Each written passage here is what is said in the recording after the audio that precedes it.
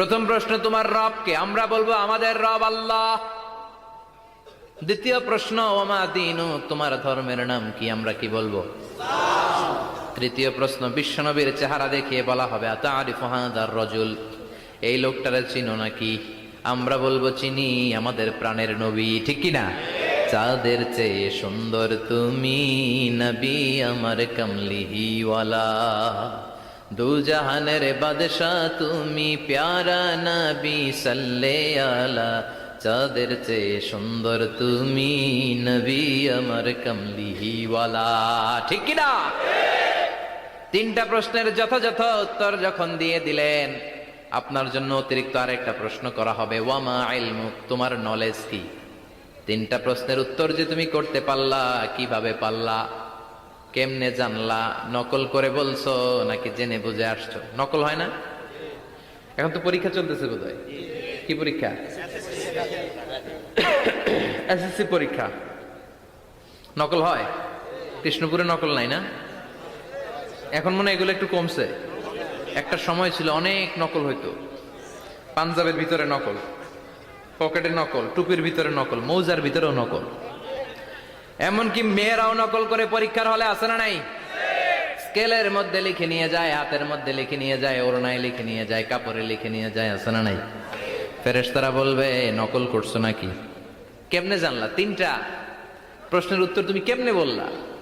আল্লাহ তোমার রব, ইসলাম তোমার ধর্ম, এই লোকটা বিশ্বনবী, কেমনে চিনলা? আপনাকে তখন বলতে হবে আমি কোরআন থেকে শিখেছি, আমি হাদিস থেকে শিখেছি, আমি ইসলাম জেনে বুঝে মেনেছি, আমি আন্দাজে কোথাও ঘুরি নাই। চিল্লা এখন ঠিক কিনা? আপনাকে বলতে হবে। এজন্য শিখতে হবে, প্রতিনিয়ত ইসলাম সম্পর্কে জানতে হবে, আখের গোছাতে হবে, জীবনটাকে আলোকিত করতে হবে। চিল্লায় বলেন ঠিক কিনা?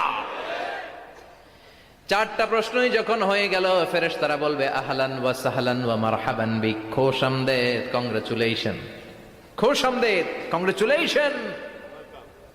সব প্রশ্নের উত্তর তুমি পেরেছো।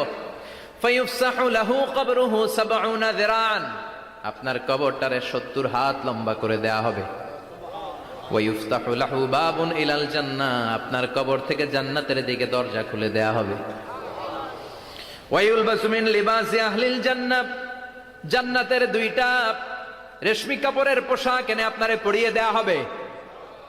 আর বলা হবে নাম কানাও মিলা আরুস, ঘুমাও, sleep, you should get some sleep now, তোমাকে লম্বা সময় পাড়ে দিতে হবে, ঘুমাও। কানাও মিলা আরুস, যেমনি বর বাসর রাতে আরামসে ঘুম দেয়, বাসর রাতে যেমনি বর কনেকে নিয়ে মধুর ঘুম দেয়, তুমিও ঘুমাও, কেউ তোমার ঘুম ভাঙবে না। মালাক ইসরাফিলের কিয়ামতের জন্য ইসরাফিলের সিংহায় যে ফুৎকার আছে, ওই ফুৎকার ছাড়া কোনো কিছুই তোমার ঘুম ভাঙাতে পারবে না।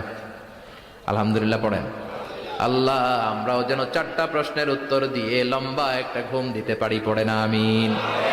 ওয়াম্মাল কাফির ওয়া আহলুশ শিমাল, আর ইসলাম বিরোধী যারা, তাদের সামনে আসবে মালাকান আসওয়াদান আজরাকান, কৃষ্ণ বর্ণের দেহ, নীলাভ বর্ণের দুটো চোখ, গায়ের রং কালো, চোখের রং নীল। দেখতে কেমন লাগে?